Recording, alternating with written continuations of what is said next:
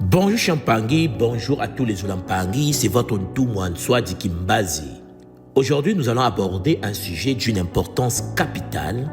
J'aimerais vous parler de la mansuétude, la puissance tranquille de l'âme pleine de compassion. Mes frères, mes sœurs, Zola.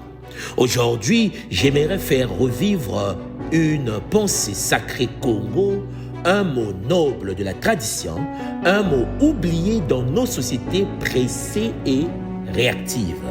Un mot qui contient une énergie rare, douce, mais redoutablement puissante, la mansuétude. La mansuétude, cher Mpangui, chers frères et sœurs, c'est la douceur dans la puissance. C'est la miséricorde dans la justice. C'est la tendresse d'un cœur qui pourrait punir, mais choisit de pardonner. Elle est la qualité de ceux qui maîtrisent leur force et qui savent que la grandeur véritable n'est pas de dominer, mais de comprendre, de guérir et d'élever. La mansuétude, nous dit la tradition Congo, c'est être ferme dans les principes, mais doux dans les réponses. La mansuétude est un choix spirituel d'élévation. Être mansuétude, cher Mpangui, ce n'est pas être faible. C'est au contraire détenir une force intérieure tellement grande qu'on n'a plus besoin d'écraser, de venger ou d'humilier.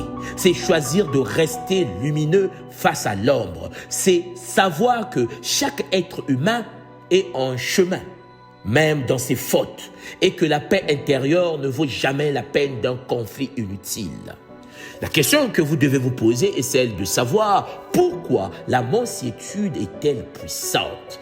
Le Pumuntu nous enseigne que parce que cette énergie sacrée désarme les cœurs durs, brise les chaînes, brise les cycles de violence, protège ton énergie spirituelle et t'élève dans les mondes invisibles comme un être de paix. La source divine unique, Mama Wandombi, la conscience divine, les maîtres de lumière, bénissent toujours celui ou celle qui pratique la mansuétude. Alors, chers Olampangui, il faut activer cette attitude qui reflète le pouvoir du cœur. Il faut exercer la mansuétude dans tes relations tendues. Il faut que tu apprennes à répondre sans blesser, dans tes jugements sur les autres. Il faut que tu regardes avec compassion ceux qui tombent. Il faut que tu pardonnes les autres, pardonne-toi avec tendresse et avance dans ta posture de guide ou de parent. Il faut que tu arrives à corriger avec amour, élève sans écraser ceux qui sont autour de toi. Chers Olampangui, la mansuétude est une lumière intérieure. Elle ne fait pas de bruit, mais elle inspire ceux qui t'observent. Elle ne réclame pas d'attention, mais elle change les atmosphères et apporte la paix là où régnait la tension. Alors, chers Olampangui, deviens ce visage lumineux de la mansuétude. Le monde a assez vu de dureté, assez entendu de paroles sèches, assez subi de jugements froids. Ce dont il a besoin maintenant, c'est d'âme comme la tienne, toi qui m'écoutes en ce moment, toi qui es capable d'être juste, toi qui es capable d'être miséricordieux, capable d'enseigner avec douceur, capable d'aimer sans condition.